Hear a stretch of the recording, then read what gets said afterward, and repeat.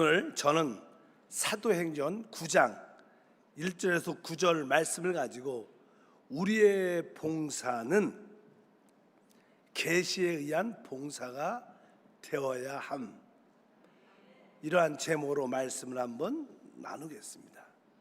성경에 보면 계시라는 단어가 있습니다. 계시가 무엇인가?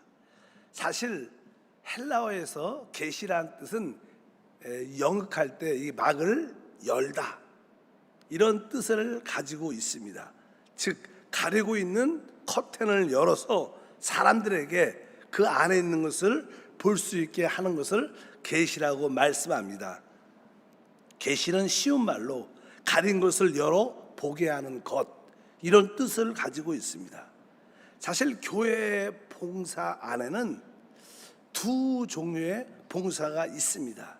하나는 천연적인 봉사, 타고난 봉사, 사람에게서 나온 봉사, 이런 뜻으로 천연적인, 즉 타고난, 다른 뜻으로 사람에게서 나온 봉사, 이런 봉사가 있고, 두 번째 봉사는 계시에 의한 봉사가 있습니다.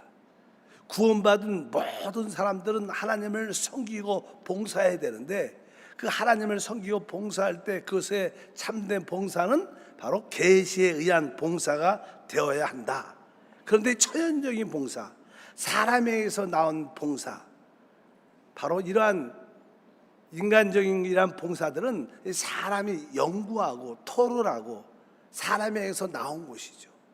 그러나 계시에 의한 봉사는 하나님께서 말씀하시고 하나님께서 하신 것을 행하는 것을 말씀드리고 있습니다. 그래서 세상의 모든 종교는 사실 천연적인 봉사의 종교입니다.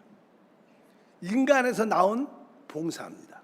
그래서 세상에 있는 모든 종교는 우리 진짜 참 하나님이 계시한 게 아니라 사람에게서, 생각해서, 사람의 관념에서, 사람에 의해서 만들어진 봉사라고 말씀을 드릴 수 있고 종교라고 말씀을 드릴 수 있습니다. 그러나 우리 주 예수를 믿는 참된 봉사는 바로 하나님에게서 나온 것이다, 이렇게 말씀을 드릴 수 있습니다. 그러면 이 천연적인 봉사, 사람에게서 나온 봉사와 계시의 봉사는 어떻게 다른가? 어떻게 쉽게 설명할 수 있는가?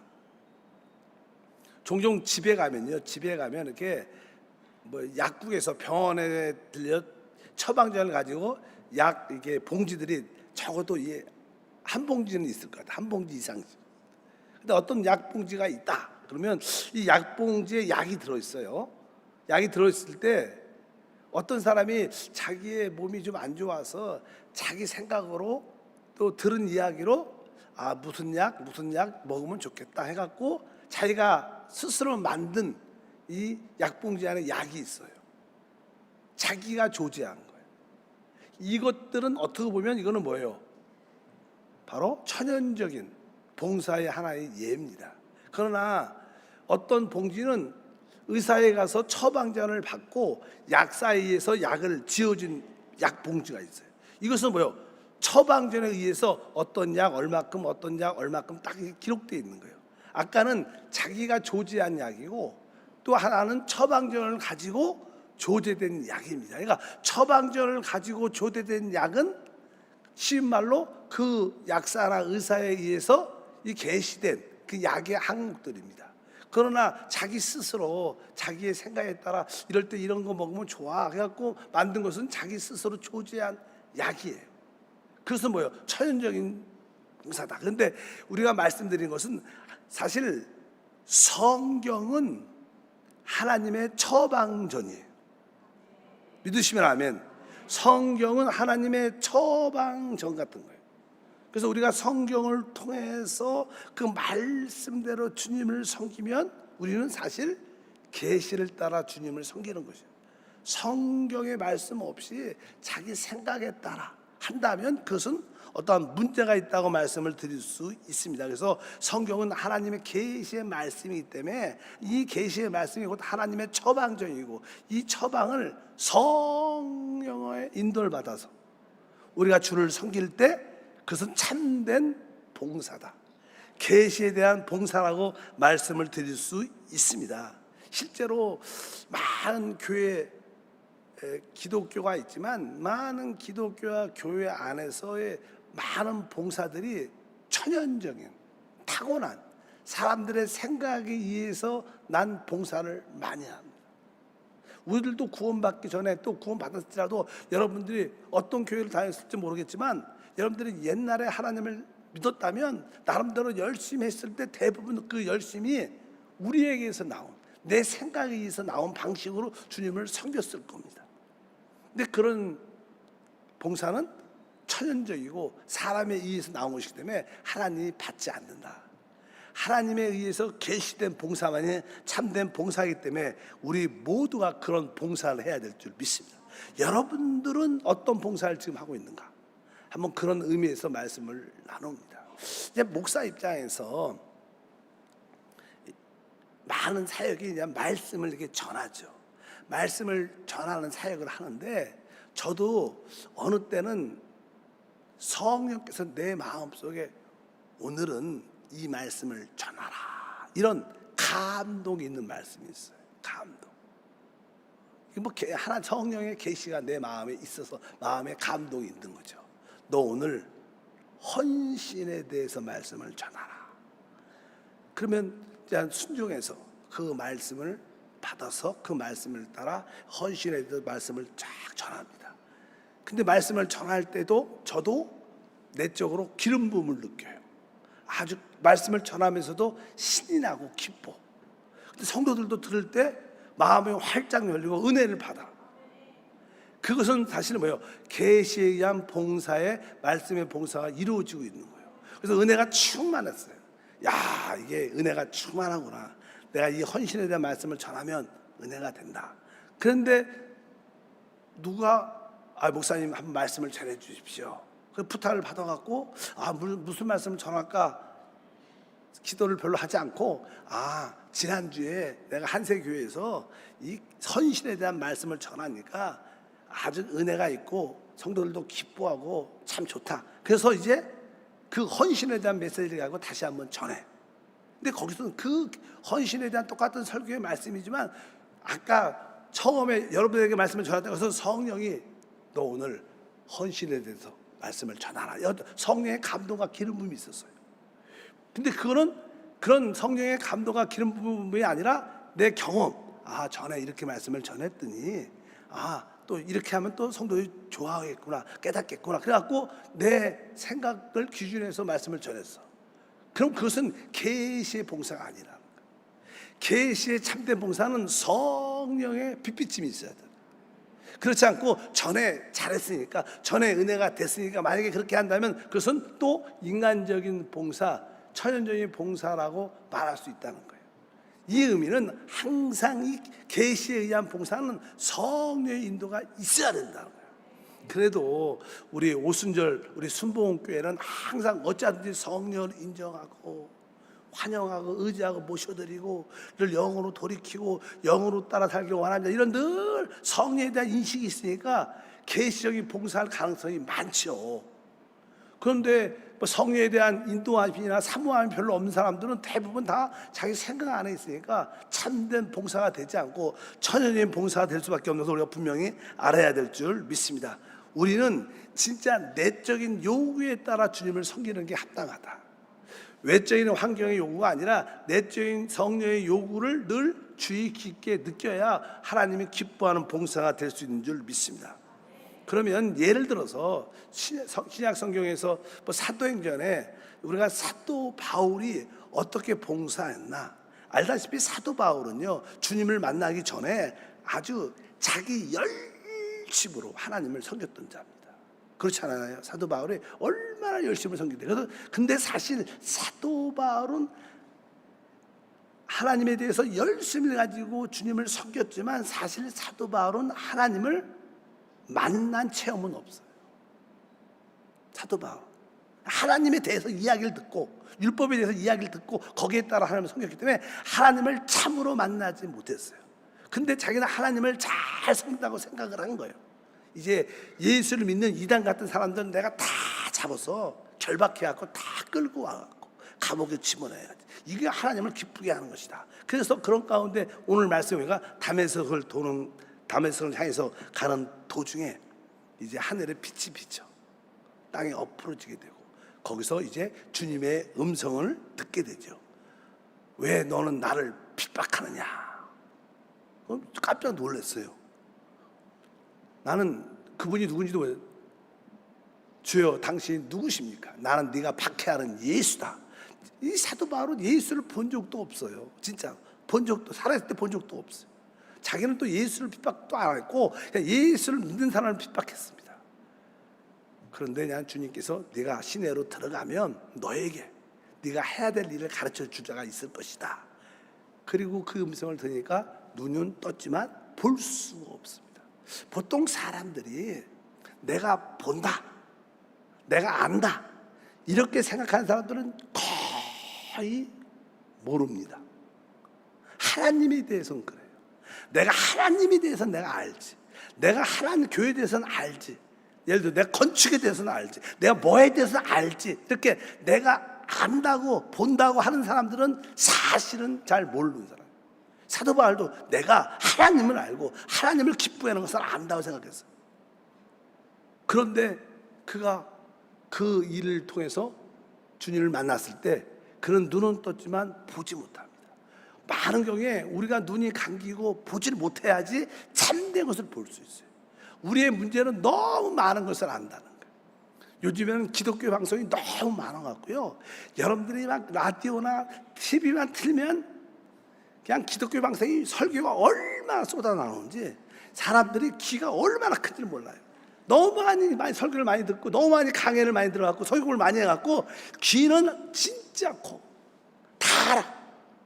근데 그 말씀대로 행하는 사람은 거의 없어. 귀만 컸지. 그런 요소가 있는 것처럼 우리는 분명히 알아야 됩니다. 참으로 하나님을 만나려면 내가 알고 있는 모든 것에서 어떻게 해요? 눈을 감아야 돼. 한 번쯤은 보지 못해야 돼.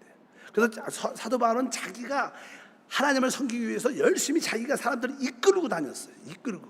근데 이제 아무것도 못 보니까 자기가 이끌 수 없으니까 누군가의 손에 잡혀서 끌려가는 입장이 됐어요. 자, 누군가 끌어줘야 돼. 참된 것을 보려면 우리는 이렇게 눈이 가려질 필요가 있다. 그래서 오늘 성경 말씀에 그렇게 기록되어 있죠. 이제 눈이 닫혀서 먹지도 못하고 아마 그랬을 거고 거기서 뭐 하겠어요? 담에서 시내에 들어가서 사람의 손에 끌려서 들어갔는데 야 내가 누구를 자기가 만난 체험이 생기면 하나님을 만난 거예요. 하나님. 야 그러면 내가 지금까지 믿었던 것은 무엇인가? 근데 율법을 따라 하나님을 섬겼던 것은 무엇일까? 아마 그 보지 못하는 동안에 많은 생각을 했을 거예요. 너무나 기쁜 생각 때문에 너무 기쁜 마음에 먹을 마음도 그러니까 금식할 수밖에 없는 그런 상황 가운데 있었어요. 어쩌든 여러분들도 다시 한번 본다고 하는 눈이 덮여지고 여러분이 막 끌고 가는 그런 입장에서 다른 사람들에 끌려가 보는 그런 체험을 가지면 우리는 진짜 하나님을 보게 되고 무엇을? 계시를 얻게 돼서 그때부터 참된 봉사가 될 줄 믿습니다. 사도행전 9장 15절과 16절에 말씀합니다. 주께서 이르시되 가라 이 사람은 내 이름을 이방인과 임금들에게 이스라엘 자손에게 전하기 위하여 택한 나의 그릇이라. 그가 내 이름을 위하여 얼마나 고난 받아야 할 것을 내가 그에게 보이리라 하시니. 원래 주님께서 네가 시내에 들어가면 누군가가 너에게 와서 네가 할 일을 가르쳐 줄 것이다. 그래서 어떤 한 사람이 오죠.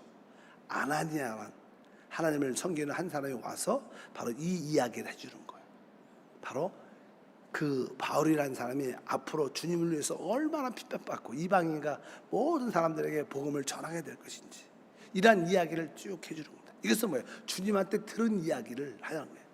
이 계시라는 것은 직접 하나님께서 하시는 말씀의 사역을 하는 줄 믿습니다. 그 우리가 아까 바울 이야기했으면 그 뒤에 누가 아나니아가 나와. 아나니아 이야기도 똑같아요. 아나니아는 그렇게 작은 크리스찬이었어요. 그렇게 믿음도 크지도 않고 뭐 이름이 난 사람이 아닙니다. 그는 다메섹에서 예수를 믿는 사람이었는데 성령이 나타나셔서 너 저희 어떤 집에 가면 바울이라는 사람이 있을 거다. 그에게 가서 안수해주고 기도해줘. 그러니까 무서운 거야. 이 사람이 알죠. 이 사울이라는 이 사람이 우리 예수 믿는 사람을 잡으러 와갖고 다 잡아서 결박하고 감옥도 집어넣고 아주 악랄하고 잔인하고 아주 그런 사람이다. 이런 하니까 그 사람들 가려니까 무서운 거예요. 그러니까 성령이 말씀하십니다. 우리 9장 10절과 12절에도 그때 다메섹에 아나니아라는 제자가 있더니 주께서 환상 중에 불러 이르시되 아나니아야 하시거늘 대답하되 주여 내가 여기 있나이다 하니 주께서 이르시되 일어나 직가라 하는 거리로 가서 유다의 집에서 다소의 사람 사울이라는 사람을 찾으라. 그가 기도하는 중이라. 그가 아나니아라 하는 사람이 들어와서 자기에게 안수하여 다시 보게 하는 것을 보았느라 하시거늘. 그러면서 이 성령이 나타나서 하시는 말씀을 듣고 이제 가서 진짜 기도를 해주고 바울에게 가서 네가 다메섹 도상에서 만났던 그 주님이 나를 보내셨다. 그래서 그에게 안수하니까 눈에 덮여 꺼풀이 이렇게 벗겨지면서 눈을 다시 한번 보게 되면서 그때부터 성령 충만을 받고 복음을 전하되게 되는데, 사실 이 바울도 그렇고 이 아나니아도 주님을 섬기죠. 주님의 말씀에 뭐예요? 계시에 따라, 주의 말씀에 따라. 우리의 참된 봉사는 주님의 말씀하심이 있어야 된다. 그럴 때 참된 봉사와 축복이 함께할 줄 믿습니다. 그러면 어떻게 우리가 그 성령의 음성, 계시를 들을 수 있는가? 이게 제일 중요하죠. 다 듣고 싶고 보고 싶어하죠. 어떻게 우리가 주님의 계시를 얻을 수 있을까요? 사실 주님의 계시를 얻으려면 기본적인 전제가 우리가 하나님께 마음이 활짝 열려 있어요. 우린 다른 거에 관심이 있어서는 안 됩니다. 하나님에게 마음이 열려 있어요. 하나님, 나는 하나님께 마음을 깊은 곳을 영을 열어드립니다. 하나님의 음성을, 하나님의 나타나심을 진심으로 사모하. 그러니까 우리가 마음을 주님께 활짝 열어드려야 돼요. 그러면서 한편적으로 하나님, 나는 진짜 하나님을 섬기기를 원합니다. 나는 하나님께 헌신하기를 원합니다. 마음을 열고 진짜 하나님을 기쁨으로 올바로 섬기기 원하겠다는 뜨거운 마음이 있어요. 저도 청년 때, 제가 잠깐만 청년 얘기 때 많이 하는데, 청년 때 마음이 그냥 순수했어요. 세상을 버리고 이제 나는 주님을 끝까지 섬기겠다. 그러면서 늘 기도하는 게, 하나님, 나는 진짜 주님을 사랑하고 난 주님을 진짜 기쁘게 하기를 원합니다. 나는 그 방법을 모릅니다. 하나님, 나를 만나 주십시오. 나는 마음이 활짝 열려 있습니다. 주여, 주님을 위해서 살고 싶습니다. 오직 주의 이름입니다. 그렇게 기도를 진짜 많이 했던 기억이 많아요.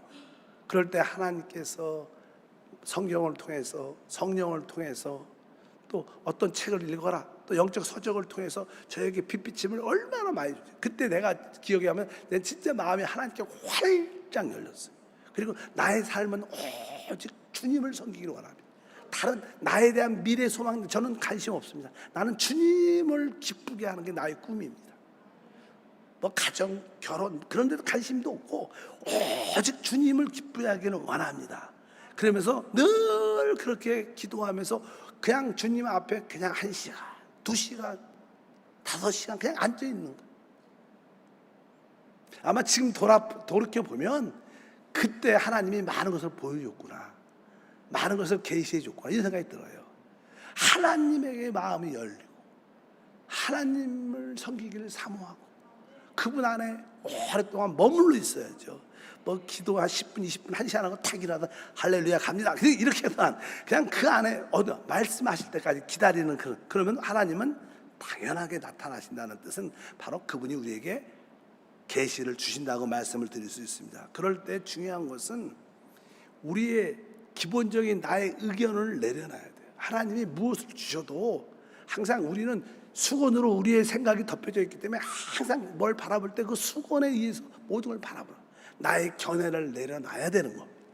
나의 모든 배경과 환경도 내려놔야 됩니다. 진짜 하나님 도와주십시오. 도와주십시오. 도와주십시오.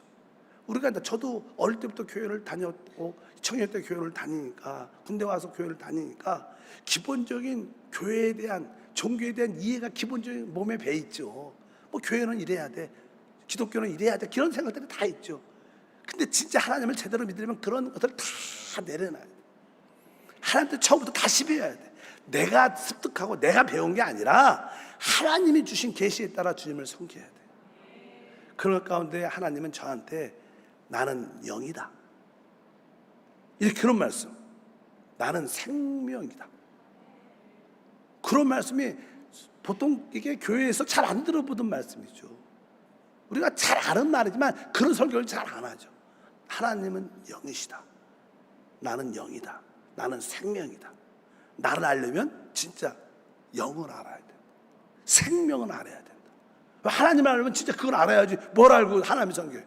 뭐 그 영과 생명을 모르면 다 자기 생각으로 하나님 믿는 거예요. 내가 만든 하나님이지 계시된 하나님은, 많은 사람들이 자기가 원하고 자기가 이런 하나님이면 좋겠다, 자기가 만든 하나님을 대부분 섬기죠.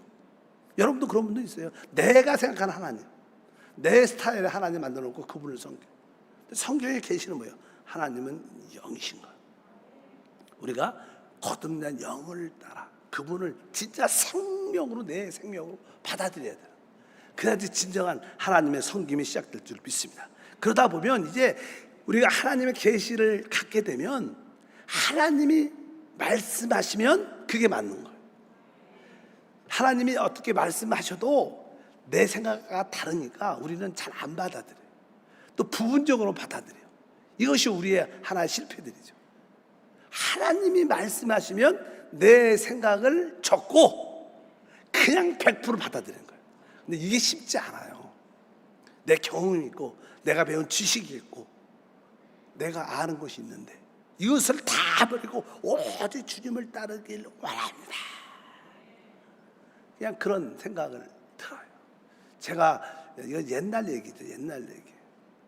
그래서 하나님, 나는 진짜 제대로 주님을 섬기길 원합니다. 제대로. 진짜 내가 영이신 하나님을 제대로 많은 자에게 전하기를 원합니다. 내가 생명의 하나님을 많은 자들이 실제로 내적으로 말로만 듣는 생명의 하나님이 아니라 진짜 만지고 체험하는 그 하나님을 전하기를 원합니다. 하나님, 이 길을 가르쳐 주시고 이 길을 갈 수 있도록 도와주시옵소서. 근데 사실 이런 사역을 하는 분들은 별로 없어. 그래서 저는 이 추구하는 마음이 많이 있었던 기억이 납니다. 어쩐지 이 하나님의 계시에 따라 주님을 섬기는 게 진정한 축복인 줄 믿습니다. 그래서 계시를 받으면 하나님의 말씀을 통한 빛비침이 우리 안에 있어야 돼요. 그래서 이 빛비침이 있을 때 우리는 분명히 영적인 무엇인가를 보게 돼요. 무엇인가. 그것을 이상이라, 이상. 하나님의 말씀에 빛비침이 있으면 어떤 영적인 그림이 보여요. 그것을 그냥 환상, 이상이라고 말하죠. 그런 환상, 계시와 환상을 따라 주님을 섬기는 것이 바로 합당한 주님을 섬기는 봉사해야 될 줄 믿습니다. 그래서 여러분들이 무엇보다도 뭐 특별한 다른 이야기를 하는 게 아니라 참된 봉사는 계시에 따라 성령의 인도하심이 있어야 된다. 이것이 되게 중요한 건 줄 믿습니다. 근데 사실 그냥 성령의 인도하심은 주로 그냥 교회를 통해서 나타나죠. 그래서 우리의 봉사의 두 번째 특징은 우리가 교회에서 주님을 봉사할 때, 이 주를 봉사할 때마다 우리는 개인적인 봉사가 아닌 걸 알아야 돼요. 교회의 봉사는 우리 모두가 함께 하는 봉사. 우리가 보통 교회는 하나님의 집이다, 또 교회는 그리스도의 몸이다, 이런 표현을 많이 해요. 교회가 하나님의 집이다, 이 뜻은요, 우리가 교회는 하나님을 마음껏 누리는 곳이라는 거예요. 집이, 우리 너희도 집에 가면 뭐예요? 누림을 갖죠. 옷도 편하게 입고 음식도 하고 싶은 거, 여러 가지 생활도. 그러니까 하나님의 집이라는 뜻은 뭐예요? 우리가 하나님을 누려야 한다는 뜻이 있어요. 그러나 교회는 그리스도의 몸이다. 몸은 뭐예요? 우리가 몸은 이렇게, 우리 몸이 있잖아. 몸의 지체. 이것은 뭐예요? 한 몸이야, 한 몸. 우리가 많은 지체를 갖고 있지만 한 몸이니까 바로 모든 봉사는 우리가 개인 지체가 아니라 뭐예요? 한 몸으로 이루어지는 거예요. 이런 의미를 우리가 알아야 될 줄 믿습니다. 그래서 로마서 12장 3절과 8절에 이렇게 말하죠. 내게 주신 은혜로 말미암아 너희 각 사람에게 말하노니 마땅히 생각할 그 이상의 생각을 품지 말고 오직 하나님께서 각 사람에게 나눠주신 믿음의 분량대로 지혜롭게 생각하라. 우리가 한 몸에 많은 지체를 가졌으나 모든 지체가 같은 기능을 가진 것이 아니니 이와 같이 우리 많은 사람이 그리스도 안에서 한 몸이 되어 서로 지체가 되었느니라.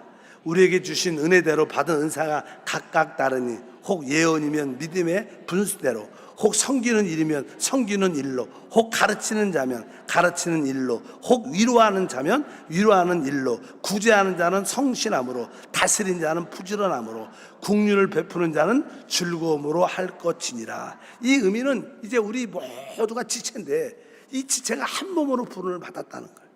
그래서 우리 모든 봉사는 우리 모든 다른 성도 지체들과 한 몸으로 봉사하는 게 기본적인 원칙입니다. 교회는 어떤 한 사람을 위해서 있는 게 아니에요.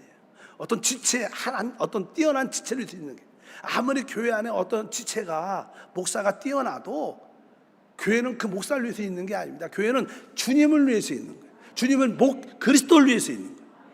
이것을 우리 분명히 우리가 알아야 될 줄 믿습니다. 그래서 우리가 하나님의 교회에서 주님을 섬길 때 단독적으로, 독단적으로, 개인적인 섬김을 자제해야 돼요. 그런 봉사는 하나님 별로 기뻐하지 않아요. 여러분들의 모든 봉사는 다 웬만하면 교회를 통해서, 교구를 통해서 함께 이루어져야 돼요. 내가 개인적으로 구제할 수 있고요, 개인적으로 선교할 수 있어요. 그러나 그런 개인적인 구제와 선교는 그렇게 하나님 볼 때 썩 바람직한 게 아닙니다. 하나님은 개인적인 봉사와 선교는 원하는 게 아니라 몸의 봉사, 다 같이 하는 봉사, 같이 기도하고 같이 섬기는. 또 보면 어떤 분들은 개인적으로 할 때 이거 남들을 오른손이 하는 것을 왼손이 모르게 해야 되니까, 선한 의도가 있지만, 선한 의도라죠. 남들한테 자기의 자랑이 되지 않고 교만하지 않도록 그렇게 하겠지만, 그러나 그것도 어떻게 보면 한편적으로 되게 좋은 것처럼 보이죠. 왜? 오른손이 하는 일을 왼손이 모르니까 겸손한 것처럼 보이죠. 그러나 더 겸손한 것은 우리가 뭐요? 한 몸 안에서 하는 게 훨씬 더 겸손. 한 몸 안에서. 그래서 우린 지체예요. 지체가 뭐 혼자 뭐 할 수 있겠어요? 예를 들어서 이 오른쪽 손가락이 아주 세련되고 일 잘한다 그래갖고 혼자 툭 잘라져갖고 이 벽에다 딱 걸어놔봐요. 그럼 뭐, 와, 그게 이쁜가? 안 이쁘죠? 무섭지, 무서워. 안 그렇겠어요? 아무리 이 어깨가 좋아도 이렇게 달랑달랑 혼자 딱 걸어놓으면, 나 봐라, 이 팔이 얼마나 멋있냐, 멋있게 먹어요. 무섭지, 무서워요. 그러니까 이 혼자, 지체가 혼자 한다는 것은 자기 생각은 좀 멋있는 것 같아도 전체로 볼 때는 무섭고 끔찍한 일이에요. 우리의 모든 봉사는, 우리는 지체이기 때문에 한 몸 안에서 이루어진다. 이거 되게 간단하지만 이건 진짜 중요한 것이고, 이런 봉사가 이루어져야지 여러분들이 진짜 축복을 받는 거예요. 진짜 축복을 받는 거예요. 그러니까 하나님의 축복은 우리 마음이 준비돼야 돼요. 또 준비된 마음에 기도가 있어야 돼. 그런데 그 봉사가 지체로서 함께 할 때 축복이 있는 거예요. 마음도 준비되고 기도도 같이 준비되고 또 함께 봉사 그 일을 할 때 하나님의 은혜와 축복이 우리 가운데 주어질 줄 믿습니다. 그래서 우리 교회에서도 제가 이렇게 어떤 장로님을 세우고 어떤 안수자를 세우고 어떤 권사, 여성교 회장, 남성교 회장, 어떤 기관장을 세울 때도 세우면서도 그렇게 너무 중요하다고 생각을 많이 하지 않아. 왜? 그렇게 되면 장로님 너무 중요합니다. 권사님이 너무 중요한 위치를 잡고 잘하십시오. 이렇게 하면 자기도 모르는 사이에 어떻게 교만해질 수 있고 우쭐해질 수 있고, 그러면 사람을 잃어버리게 돼 나중에. 그건 목사의 잘못이죠. 우리는 다 같은 지체입니다. 조금 은사가 다를 뿐이지 다 같은 지체. 그래서 우리는 사람을 띄우는 게 아니고 사람을 인정하는 게 아니라 교회를 위한 것이 대단한 봉사가 돼야 돼. 진정한 봉사가 될 줄 믿습니다. 그래서 이 마지막 시대는 모든 성도가 다 한 달란트를 가지고 나와서 주님을 같이 봉사하는 게 최고의 봉사다. 그래서 우리가 진정한 봉사할 때는 몸으로서의 봉사. 만약에 여러분들이 어떤 분야에 뛰어나다 할지라도 혼자 다 할 수 있을지라도 여분을 남겨놔야 돼. 누가? 다른 지체가 할 수 있도록 여분을 남겨놓는 게 진짜 멋진 봉사예요. 내가 다 하니까 내가 혼자 싹 다, 이게 아니고 그냥 그 여분을 남겨놔서 다른 지체도 부족하지만 그분이 할 수 있을 때, 그때 그런 봉사가 진짜 몸으로서의 봉사가 되고, 그 몸으로서의 봉사에 뭐가 있는 거예요? 축복이 있는 거예요. 하나님이 우리에게 원하는 봉사는 일을 잘하는 봉사가 아니에요. 일을 매듭 잘 짓고 클리어하게 깨끗하게 일 잘한다. 이것은 세상에서 말하는 봉사예요. 하나님 봉사는 우리는 일을 잘하는 게 아니라 모든 다른 지체와 조금 일이 좀 안 돼도 부드럽게 하나 되면 안 해서 다른 모든 지체가 하나가 되려면 어떻게 내가 깨어져야 돼요. 그리고 피차 순종, 복종을 배워야지만 되는 거예요. 이것이 우리가 왜 부서지는 거예요? 왜 깨어져야 되는 거예요? 다른 이들과 같이 봉사해요. 봉사는요 혼자 하는 게 제일 편해. 붙어칠 일도 없고 혼자 하면 내가 하고 싶은 대로 착착착 잘하니까. 조금 잘 못하는 사람 데리고 하면 힘들어. 하루 걸릴 걸 5일 걸려. 다 가르쳐줘야 돼. 쉽지 않아. 그런 거. 저도 이제 하는 뭐 옛날 얘기죠. 옛날 얘기. 뭐 저도 이제 우리 한세기 우리 사역자들 같이 동역하잖아요. 새로운 분이 이제 처음에 들어왔어. 야, 이분을 영과 생명으로 한 몸으로 봉사시키려고 가르치려면 적어도 5년은 걸려. 사역자인데도. 그렇잖아요. 안 그래요? 어떻게 누가 오자마자 봉사를 지금 여러분 수준까지 하겠어요? 못해. 그래서 지금은 우리 한세교회는 다른 교회 사역자가 와서 일할 수 있는 곳이 아니야. 우리 교회 사역은 진짜 최고의 지역장, 주님을 사랑하고 헌신하고 하나님의 전타임적으로 전시간적으로 부름받은 그런 우리 교회를 섬겼던 사람들이 주님을 섬기는 거예요.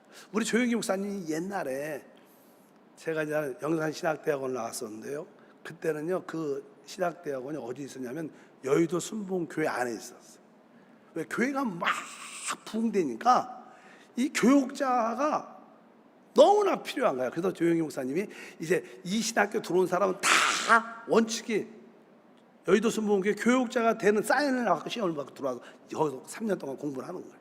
그러니까 도중에 1학년 때, 2학년 때 되면 막 사람들이 그냥 공부하는 중에 다 사역자가 나갔어. 왜? 막 교회가 부흥되니까 자리가 없는 거야. 막 여기 막 부흥되니까 여기 관리도 해야 되고 막 그래갖고. 근데 조영기 목사님이 바로 그때 뽑았을 때 대부분 외부에서 뽑지 않고 우리 교회 열정적인 청년들, 어떤 일꾼들, 임원들 아니면 지역장들 대부분 그런 사람을 뽑았어요. 왜? 우리 순복음에서 일하는 사람. 왜? 그래야지 순복음을 알고 방언을 알고 성령 충만을 알고 기도를 가르칠 수 있죠. 외부에서 와갖고 성도보다 더 모를 수도 있죠. 그냥 뭐 영적으로 성경 지식은 알아도 경험과 체험이 약하니까. 그런 의미로서 말이 다른 데로 갔지만 어쩌든지 여러분들이 계시에 의해서 계시에 의한 여러 가지 봉사가 이루어지는데 특별히 교회의 봉사는 개인적인 지체 혼자의 봉사가 아니라 우리의 한 몸으로서의 봉사다. 그런 교회가 회복이 되면 그다 다 같이 전도한다. 다 같이 전도하는 거예요. 동탕한다면 다 같이 가는 거예요. 선교제한다면 다는 안 돼요. 다 못 가면 교회 남아서 중보 기도하고 못 가면 또 물질로 후원해서 물질로 후원하고. 그러니까 우리는 적어도 물질로 후원하든지 기도로 하든지 아니면 직접 가서 하든지 교회 전체 몸의 봉사. 하나님은 이 마지막 시대에 그런 교회를 원하시고 우리가 그러한 몸의 봉사가 이루어질 때 그곳에 진정한 축복이 있습니다. 그럴 때 바로 머리이신 그 오직 능력, 누가 늘 말하는 창조의 능력, 부활의 능력, 초월의 능력, 정복의 능력, 머리가 되는 능력이 이 몸 안에 이 머리 축복도 뭐예요? 오늘 몸으로 흐르잖아요. 그런 것처럼 하나님의 축복을 마음껏 누리게 된다. 그런 한세 교회가 되기를 소망하고 기도합니다. 그래서 모든 성도가 다 봉사로 들어올 수 있도록 한 몸 안으로 들어올 수 있도록 우리는 그들을 이끌어주고 적어도 그들을 우리 모두가 세워야 될 줄 믿습니다. 사람의 마음이 있는 곳에 하나님의 축복이 있습니다. 사람의 기도가 있는 곳에 하나님의 축복이 있습니다. 성도들의 한 몸 된 봉사에 있는 곳에 축복이 있습니다. 그래서 우리는 마음을 같이 하고 기도를 같이 하고 또 한 몸으로 봉사할 때 거기에 진정한 축복이 우리 가운데 함께 할 줄 믿습니다.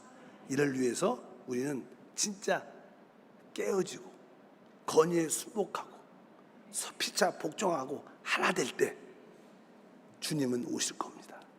우리가 주님이 이 땅에서 그런 교회를 한두 개만 건지시면 그것을 발판을 삼고 이 땅을 밟을 땅이 있기 때문에 오실 줄 믿습니다. 늘 웃으면서 그런 얘기 하잖아요. 주님이 오시고 싶어도 땅이 밟을 땅이 별로 없어요. 여러분 주님이 여기 지금 사단의 땅인데 대부분 땅이 이렇게 그 땅을 그냥 팍 오면 주거침입죄로 걸리죠, 법적으로. 그렇잖아요. 세상도 그런데 주님이 얻을 땅이 있어야 돼. 그분의 진짜 교회가 있어야 돼. 뭐 막 십자가 지고 그런 교회가 아니라 하나님이 보는 그리스도의 몸인 교회가 있어야 돼. 그래야 이거는 내 땅이고 내 몸이다. 주님이 그 교회를 밟고 또 왼쪽도 밟고, 그럼 주님이 오실 수 있는 길이 활짝 열려. 우리 교회가, 우리 모든 성도가 그 주님의 그 다시 오시는 발판이 되기를 축복합니다. 하나님 아버지 진심으로 감사합니다. 이 마지막 시대에 참된 봉사는 계시를 통해서 이루어집니다. 우리가 그동안 배웠던 거, 알았던 지식, 경험, 체험도 다 내려놓고, 본다고 하는 그런 생각조차도 내려놓고 다시 한번 눈이 덮여 오직 하나님만 바라는, 우리가 볼 수 없는 상황이 될 때 하나님밖에 보이지 않습니다. 하나님 도와주셔서 마지막 시대에 참된 봉사, 계시에 의한 봉사가 이루어져 몸된 그리스도의 몸의 봉사로 주의 역사를 이루게 도와 주옵소서. 주 예수 이름으로 기도함나이다.